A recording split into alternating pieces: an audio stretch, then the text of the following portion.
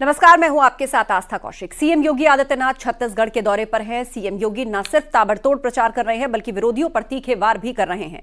छत्तीसगढ़ में सीएम योगी की हुंकार पर देखिए ये रिपोर्ट।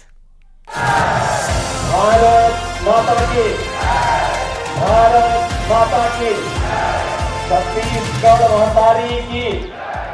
ये सरकार जो झूठ बोलती है, किसानों का शोषण करती है, राम भक्तों का अपमान करती है, इस सरकार को एक भी क्षण रहने का अधिकार नहीं है। सीएम योगी आदित्यनाथ न सिर्फ सियासी गेम चेंजर माने जाते हैं बल्कि चुनाव कहीं भी हो, बीजेपी की स्टार प्रचारकों की लिस्ट में उनका नाम जरूर शामिल रहता है। सीएम योगी का सिर्फ लिस्ट में ही नाम नहीं होता बल्कि वो करीब करीब हर राज्य के चुनावी रण में ताबड़तोड़ रैलियां कर विरोधियों पर तीखे प्रहार करते हैं, बल्कि अपनी पार्टी को भी मजबूत करते हैं। आज से सीएम योगी ने छत्तीसगढ़ में चुनावी अभियान की शुरुआत की है।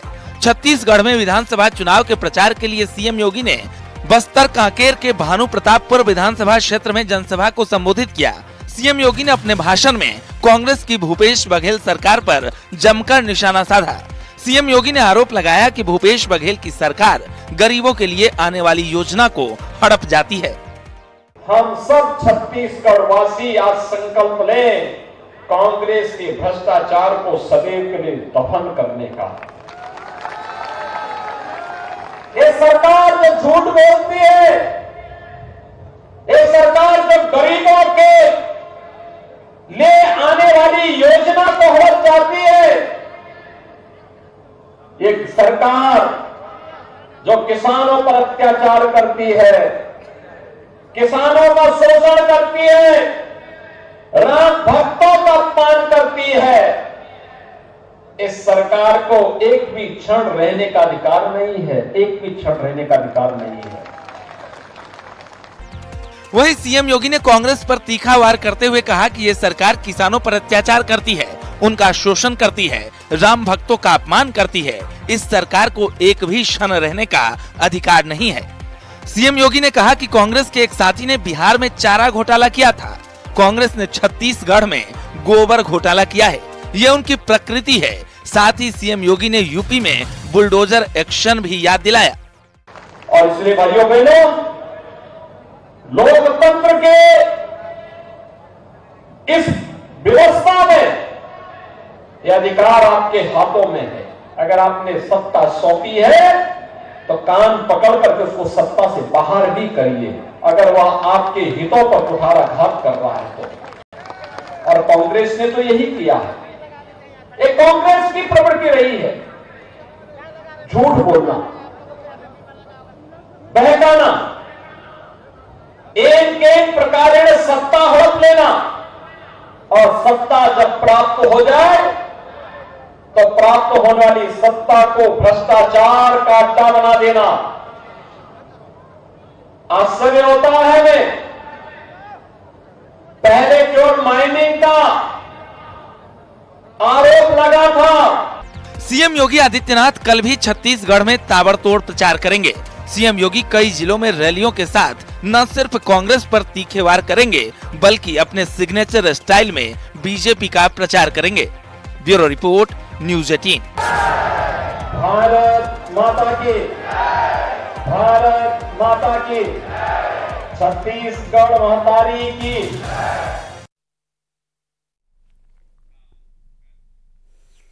पीएम मोदी को आदर्श मानने वाली बिटिया को पीएम मोदी ने अनोखे अंदाज में तोहफा दिया है। दरअसल प्रधानमंत्री मोदी ने कांकेर की बेटी से किया हुआ वादा निभाया है। प्रधानमंत्री ने पत्र लिखकर बिटिया को शुभकामनाएं भेजी हैं। सेवा जोहार बेटी, मैंने तुम्हारी ये तस्वीर देखी है, तुम इतना बढ़िया काम करके लाई हो, मैं तुम्हें आशीर्वाद देता हूँ। पीएम मोदी की फैन फॉलोइंग न सिर्फ भारत बल्कि दुनिया भर में है। प्रधानमंत्री मोदी के फैंस में हर उम्र के लोगों की बड़ी संख्या है। सिर्फ युवा ही नहीं बल्कि बच्चे भी पीएम मोदी को बेहद चाहते हैं। ऐसा वक्त वक्त पर देखने को भी मिला है। ऐसी ही एक पीएम मोदी को आदर्श मानने वाली बिटिया को पीएम मोदी ने अनोखे अंदाज में तोहफा दिया है। दरअसल प्रधानमंत्री मोदी ने कांकेर की बेटी से किया हुआ वादा निभाया है।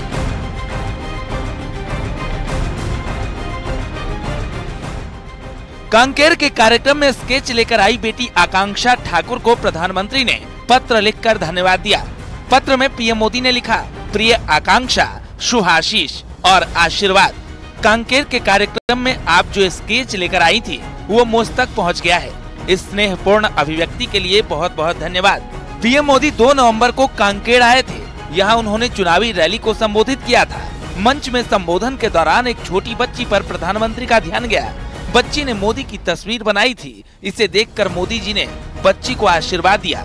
उसके बनाए तस्वीर को मंगाया और कहा कि तस्वीर में अपना पता लिख देना, मैं तुम्हें चिट्ठी लिखूंगा। ये तस्वीर मिलने के बाद पीएम मोदी ने बच्ची आकांक्षा को पत्र लिखा और तस्वीर के लिए धन्यवाद दिया।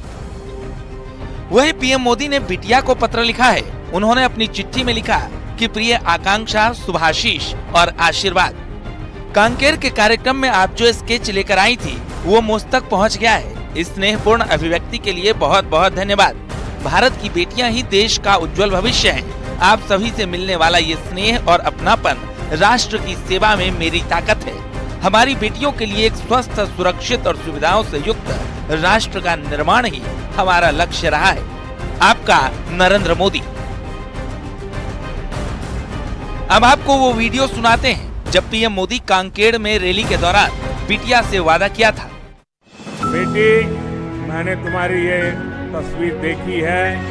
तुम इतना बढ़िया काम करके लाई हो। मैं तुम्हें आशीर्वाद देता हूँ, लेकिन बेटी थक जाओगी। तुम कब से खड़ी हो। ये पुलिस के जवानों से मैं कहता हूँ, वो तस्वीर बेटी देना चाहती हो तो ले लीजिए और मुझे जरूर पहुँच जाएगी। और तुम्हारा पता उसमें लिख देना, मैं जरूर तुझे चिट्ठी लिखूंगा। पीएम मोदी ने न सिर्फ बिटिया से किया वादा पूरा किया, बल्कि उसे चिट्ठी लिखकर भविष्य के लिए शुभकामनाएं भी दी। वक्त वक्त पर देखने को मिला है कि पीएम मोदी अपने फैंस से संवाद भी करते हैं और अपनी कही बात को पूरा भी करते हैं। Bureau report, news 18।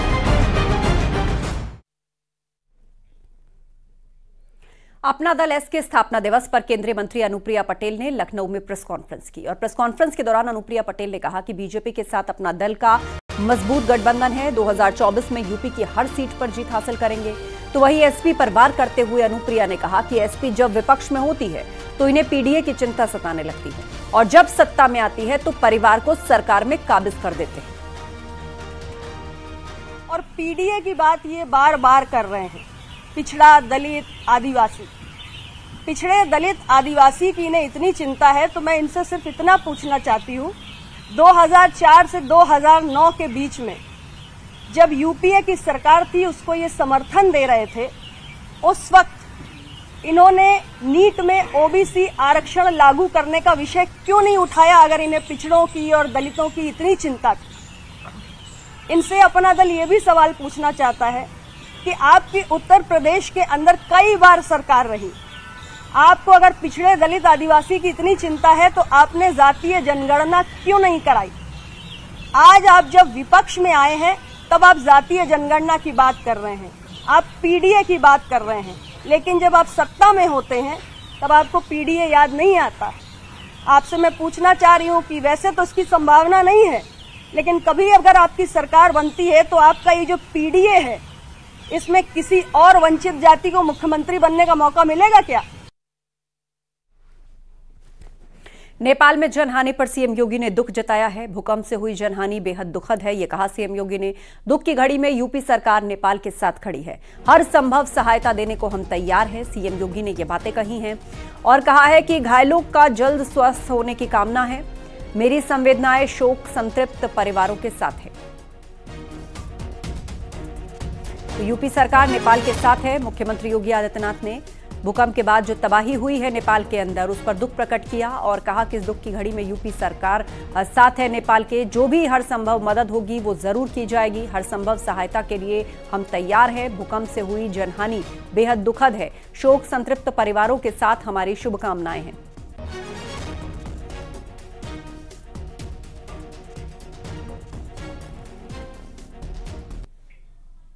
Ambedkar Nagar में शिवसेना से पूर्व विधायक रहे पवन पांडे को लखनऊ एसटीएफ ने गिरफ्तार कर लिया है।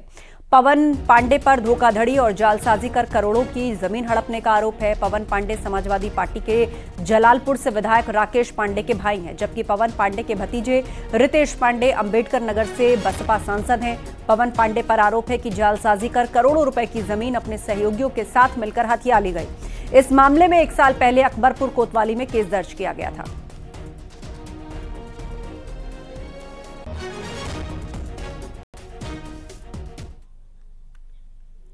अन्य आईपीसी की धाराओं में अभियोग पंजीकृत था, जिसमें पूर्व विधायक पवन पांडे वांछित अभियुक्त थे। आज यूपी एसटीएफ द्वारा इनको गिरफ्तार करके अकबरपुर कोतवाली में दाखिला कराया गया। इनको माननीय न्यायालय के समक्ष प्रस्तुत कर जिला जेल अंबेडकर नगर में इनका दाखिला कराया गया है। बाकी विधिक कार्रवाई की जा रही है। रुकेंगे ब्रेक के लिए, जल्द लौटेंगे।